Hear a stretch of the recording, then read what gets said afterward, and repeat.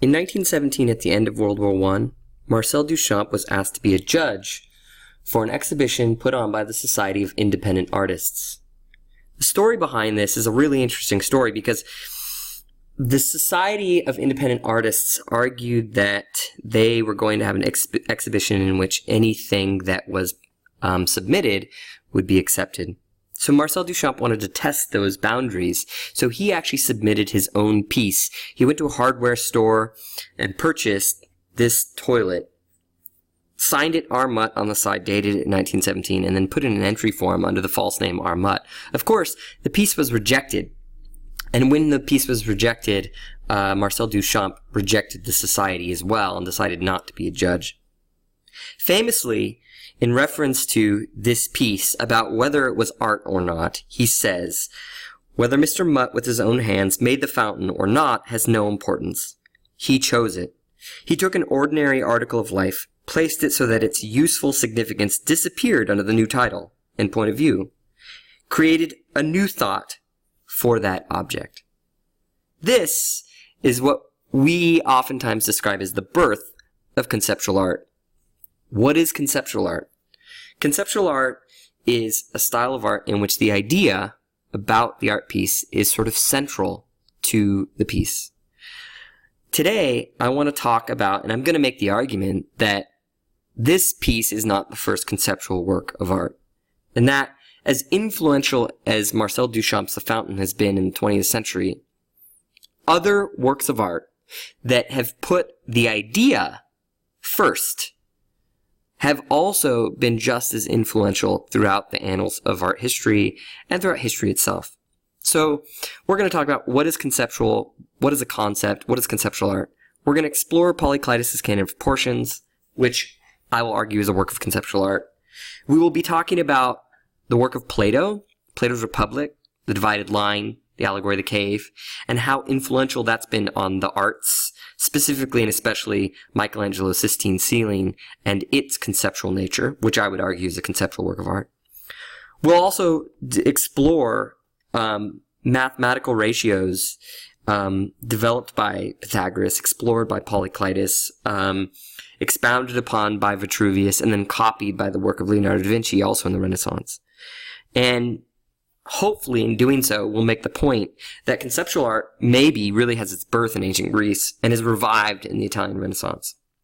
Let's start by talking about what is conceptual art, and what does conceptual mean? Conceptual means relating to or based on mental concepts. What is a concept? A concept is an abstract idea. Therefore, conceptual art is any art where the idea has preeminence, is more important than the finished product. Our definition of conceptual art in which the idea presented by the artist is considered more important than the finished product, if there is one. Of course, this little tag right here relates in some way, shape, or form to Marcel Duchamp's The Fountain, because it's questionable whether the product that he created is even necessary to point to the idea that art is what an artist makes it. This same concept is explored in René Magritte's Treachery of Images, and it gets into the more epistemological sort of side of things about how we know what we know. And one of the ways we can answer the question about how we know what we know is through language. We know things and we describe things, and what we understand things through language. We also know and understand things through images. But both language and images can be deceiving, and this is why René Magritte calls this work the treachery of images. You see, what he's painted here is a pipe, and the statement contradicts that. The statement underneath says, this is not a pipe. So again, what's more important than the image of the pipe is the idea about whether this is a pipe or not. Of course, René Magritte says, the famous pipe, how people reproached me for it. And yet, could you stuff my pipe with tobacco? No, it's just a representation, is it not? So if I had written on my picture, this is a pipe, I'd have been lying. In other words, what's deceiving and the treachery here is the combination of language and the image, right? The image, which looks like an actual pipe, is deceiving. Yeah? Because it's not an actual pipe. Hopefully, René Magritte's treachery of images poses a problem that reminds you of Plato's allegory of the cave, because it should. In Plato's allegory of the cave, he's got prisoners in an underground den who are stuck looking at shadows, right?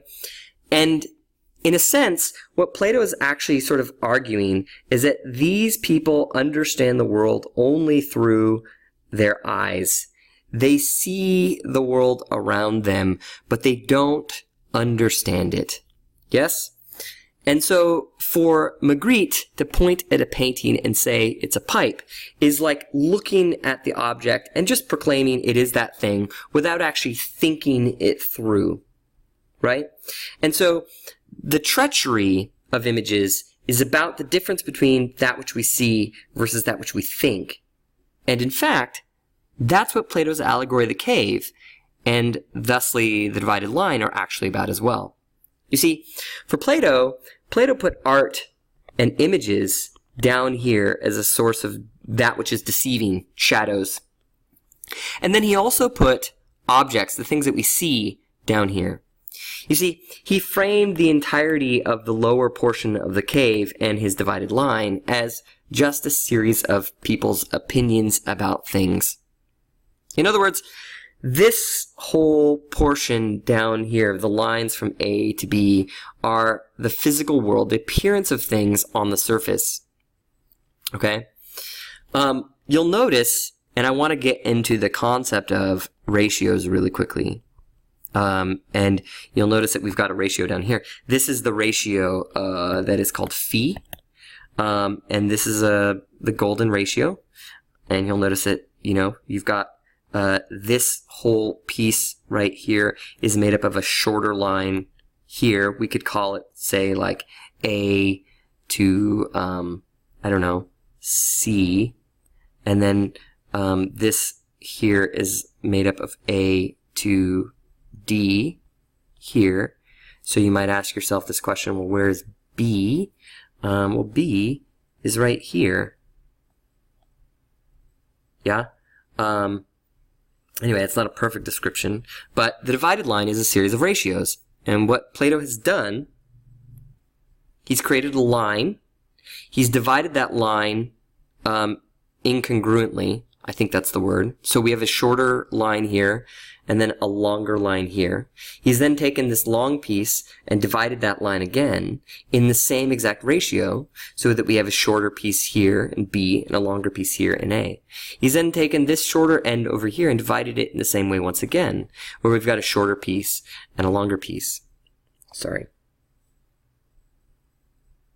He then argues that lines A to B represent the physical world, and lines C to D represent the world of ideas. And this is what I really want to explore, is this world of ideas. As you might imagine, this is where Plato puts the sun. The sun is absolute truth or absolute wisdom or absolute reality or anything that is absolute, a truth that we can all agree on. And for him, the higher forms are represented by what philosophers seek. Yeah?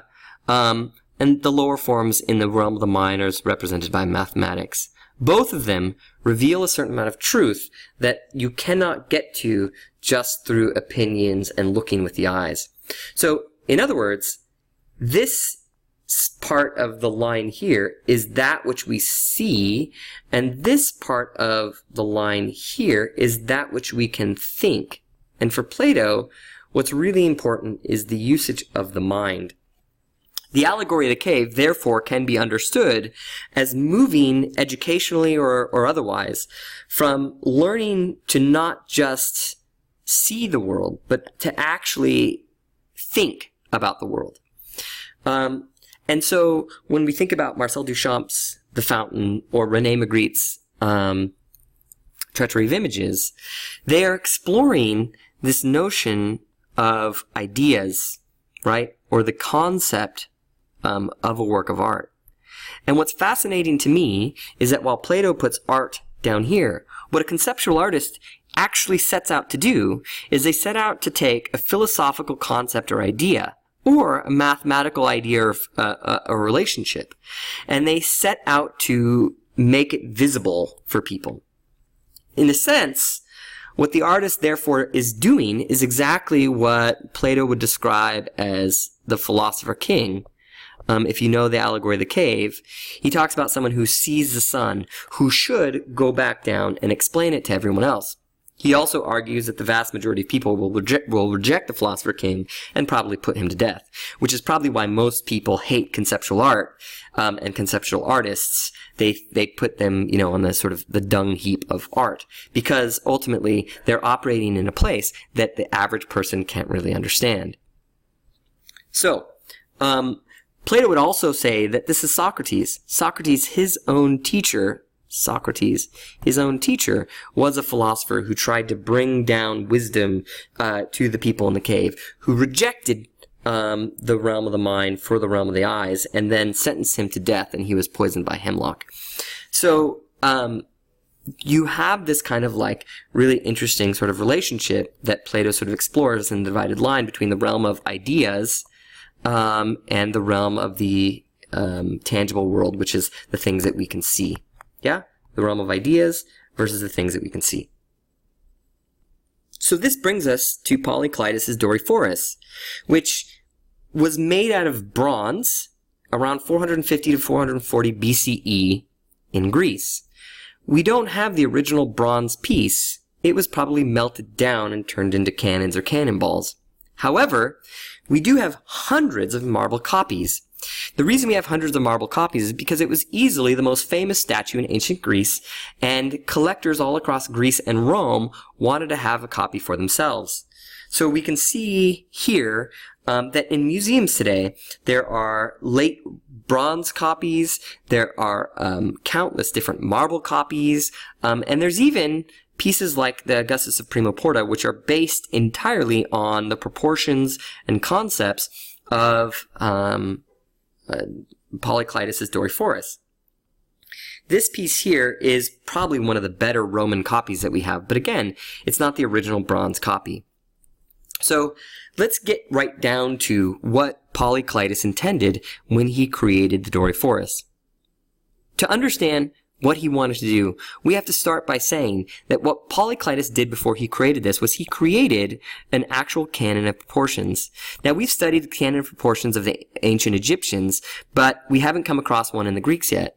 For Polyclitus, the canon of proportions consisted of several parts. Number one, he argued that beauty was found in parts. Beauty is found in parts. However, two, absolute beauty, or the truth of beauty, is found in the ratio of parts. So absolute beauty is found in the ratio of parts. Now, there's a word that we have for that. You can call this word commensurability, or you can call it symmetria. Commensurability of parts, or you can call it, and I think this is a more appropriate term and easier to write, in fact, symmetria. Note that symmetria is not the same as symmetry. This is not a symmetrical image by any stretch of the imagination. What it is, however, is a work that tries to get each of the parts right, each individual part right. But what has at its core, what is far more important, is the ratio, or commensurability, or symmetria of those parts. So trying to maintain the ratio between the hand and the entirety of the arm to the hand, right? Of the head and the entirety of the body to the head. Now, since we don't have the original Greek version of this piece, we don't know what ratio Polyclitus actually set out to achieve. The other problem with this ratio is that we don't actually have his original writing. We know that he wrote down the canon of proportions because just like the sculpture of Polyclitus, in fact, his canon of proportions was copied by countless Greeks and Romans. We have Galen, for example, copying after Polyclitus and saying that beauty consists in proportions, not of the individual elements here, but of the parts that is to say, of the finger to the finger, and of all the fingers to the palm and the wrist, and of these to the forearm, and of the forearm to the upper arm, and of all the other parts to each other. So in this quote, Galen's exploring Polyclitus' concept of symmetria, right? Beauty is found in symmetria. We have extant writings by Vitruvius and countless other Greeks and Romans who explore this. The problem, once again, though, is that we don't have the original writing of Polyclitus, and we don't have the original sculpture of Polyclitus, so we don't know what the original ratio is. What we do know, however, is that he was absolutely intent on building a ratio into every component of the sculpture. Some historians and art historians argue that it would be natural that the ratio that he would include in his work is the ratio of phi, which is the golden ratio, which again is a ratio that is found in nature, such as in the nautilus shell, and in beehives, and in a whole host of other sort of natural settings. The Greeks wrote about it, they were aware of it, but again, without actually having the original writing, we can't say for certain whether Polyclitus used the golden ratio or not. So we can say that he used the ratio, we don't know if he used the golden ratio. However, art historians have been quick to point out that the golden ratio is not just found in Polyclitus' canon of proportions, or ratio isn't found just there, but that it's found in their buildings as well. So when we take the Parthenon, for example, we can take the entirety from the cornice down to about the stereobate, so this portion right here, and we can divide that up at the entablature. And if we go from the entirety of the entablature down to the length of a column, we have a ratio. Some art historians say that it's fairly close to the golden ratio. Now, if you take that ratio, others have argued that that same ratio is present in the three columns that we can sort of draw here to the other 5 off over here. And so if we divide the building right here, we've got essentially the same ratio. Now, it would be absolutely fascinating if Polyclitus' Doryphorus is using the exact same ratio as the Parthenon, and it might have. However, once again, we can't be certain. You also see the same ratio in the triglyphs. Triglyph has 3 pieces to the metape that sits next to it that is slightly longer. It's not a perfect comparison, but art historians have argued that it's there. So the builders of the Parthenon, Ictitus and Clicrates, they were clearly interested in ratios, and they tried to maintain, exactly as Polyclitus did, a symmetria in those ratios, so that the same ratio that is used on the largest scale is also used on the smallest scale of the building. If you want more sort of on that, you can watch Donald Duck's Mathemagic, which explores the ratios used in the Parthenon, and also Pythagoras and symmetria and things like that. As we move to the concept of ratios, it's important for us to explore Pythagoras. Pythagoras was a Greek mathematician and philosopher. He's known for creating a squared plus b squared equals c squared, the Pythagorean theorem. It's questionable as to whether he actually even created that. However, he wrote extensively on the nature of ratios and proportions, and so Polyclitus' work is probably undoubtedly influenced by Pythagoras' work, and Polyclitus' work and Pythagoras' work were both revived around 35 BCE by the Roman architect and philosopher Vitruvius. What we have sitting here in this image is Leonardo da Vinci's Vitruvian Man. So in the 1490s CE, that's about 2,000 years later, we have Da Vinci finding copies of Vitruvius' work and having them translated into Italian so that he can read them. And then as he reads them, he actually attempts to take the ratios and proportions found in the image and tries to draw them out. And you'll notice that the same ratios that exist in a lot of the things that we previously talked about exist here. Now that should make sense, because as Da Vinci accesses Vitruvius, Vitruvius isn't coming up with something new, but rather is copying Polyclitus. So what we see here in the image of the Vitruvian Man should in fact be fairly similar, as close possibly as we can get, to Polyclitus' Doryphorus. However, he does take this a step further. Vitruvius took it a step further, which is that he's got the two concepts of the perfect man, this absolute perfect man, the Platonic archetype of man, built up and created through a series of ratios. And then he has that perfect man actually reach out to create a perfect circle. And then he reaches to the side, and his feet reach to the side to create a perfect square. So the circle and the square are in ancient Roman, ancient Greek architecture, building blocks for creating buildings. And so the circle is obviously going to be a stone block, and the circle, the square is a stone block, and the circle is a column. And together you use these things to create architecture. Now, if you end up basing your ratios, or you end up creating your blocks and your circles on the ratios of man, right? So you use the measurements of a man to create the architectural sort of like measurements in your building, then you have a building that is based on the measurements of man, which is where the Vitruvian concept of man is the measure of all things comes from.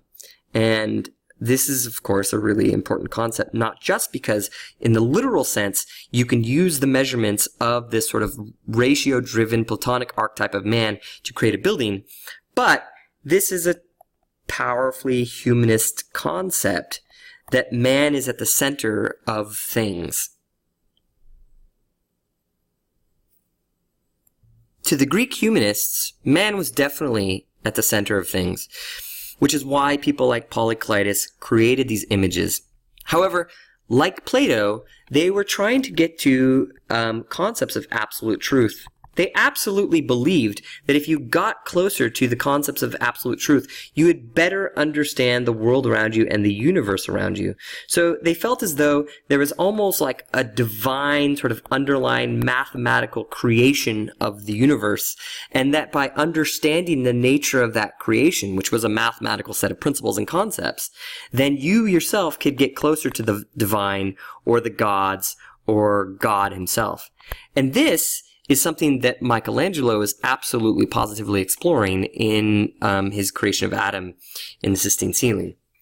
So, to be perfectly clear, Michelangelo was educated in the Medici household, and the very education that Lorenzo de' Medici received was from a man by the name of Marsilio Ficino.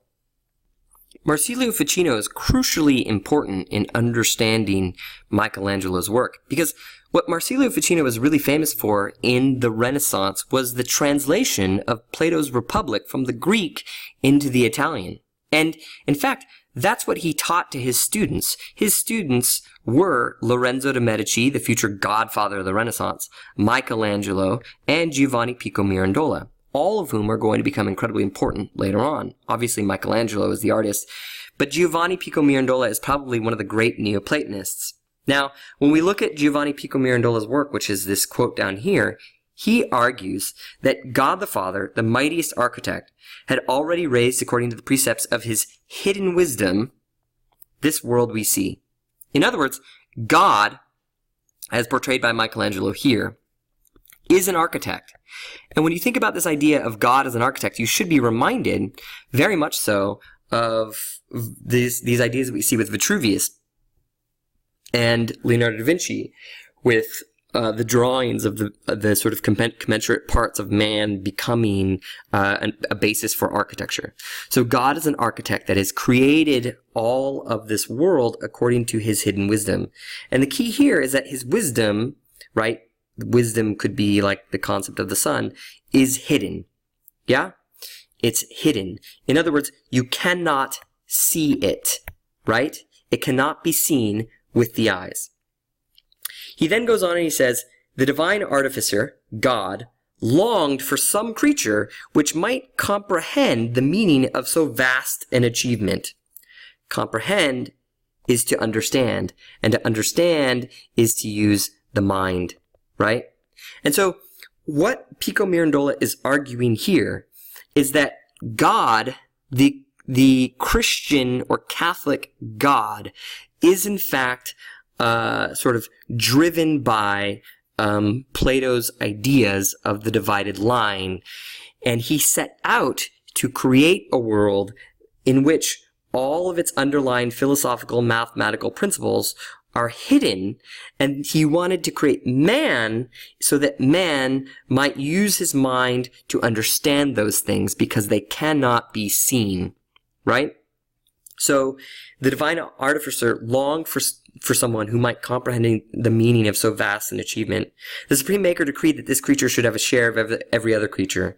He spoke to him, "We have made you a creature neither of heaven nor of earth, neither mortal nor immortal, and that you may, as the free and proud shaper of your own being, fashion yourself in the form you may prefer. It will be in your power to descend to the lower brutish forms of life," which is very reminiscent of the cave, right? You can go and chain yourself up and just look at the objects and see things, yeah? Or you will be able, through your own decision, to rise again to the superior orders whose life is divine. So you may use your mind to ultimately elevate yourself to the wisdom of the sun. And in doing so, you will see the handiwork of the divine creator God himself. Yeah? So, therefore, Michelangelo, in creating the Sistine Ceiling, which is a portrayal of the Old Testament Genesis, was actually doing so with these ideas in mind. And you'll note that when he portrays Adam, that Adam has a great deal in common with Polyclitus' Doryphorus, because Michelangelo absolutely believed in the humanist principles and values of the ancient Greeks and of the Platonic principles of Plato. And so here we have Adam being created with free will so that he can rise to the occasion using his mind to achieve wonderful things and ultimately see the world that God has created, not with the image, but with his mind. And so, as we go through these pieces, we realize that on the surface, when we see the image of the Polyclitus, we do not actually understand it. When we see the image of Michelangelo's Adam created on the Sistine Ceiling, when we see it, we do not actually understand it. In other words, it's very easy to make an argument that Polyclitus' Doryphorus is a conceptual work of art that uses a sculpture to actually present an idea, but that the idea is what is of most importance. And when we move on to Michelangelo's Sistine Ceiling and the creation of Adam, ultimately the images, while the images are incredibly important to us to look at them because we think they're beautiful, to Michelangelo, what's most important are these Neoplatonic concepts that underpin the images themselves. So for him, it's the idea, right? And so all of these are examples of artists that are trying to access the higher forms of Plato.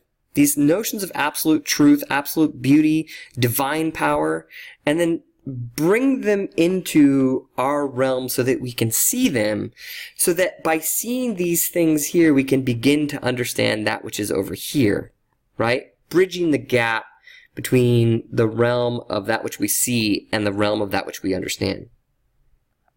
To recap, conceptual art is art that puts the idea first.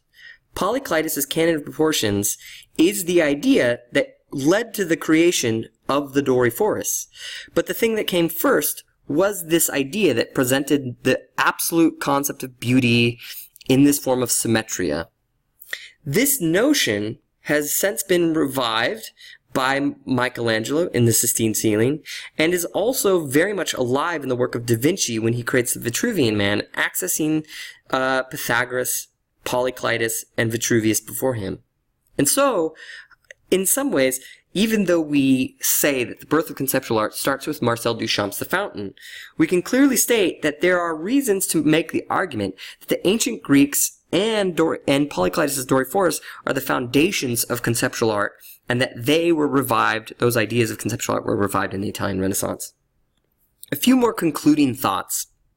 The Greeks borrowed heavily from the Egyptians, and the Egyptians had their own canon of proportions.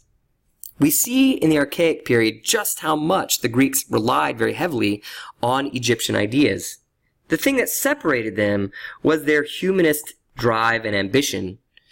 But when we get to Polyclitus' canon of proportions, we really leave all of this behind with an entirely new set of canon proportions that not only gives Greeks an idea for how to create an image of a person, but also drives home this humanist thought process that art and what we create starts with a set of principles or ideas.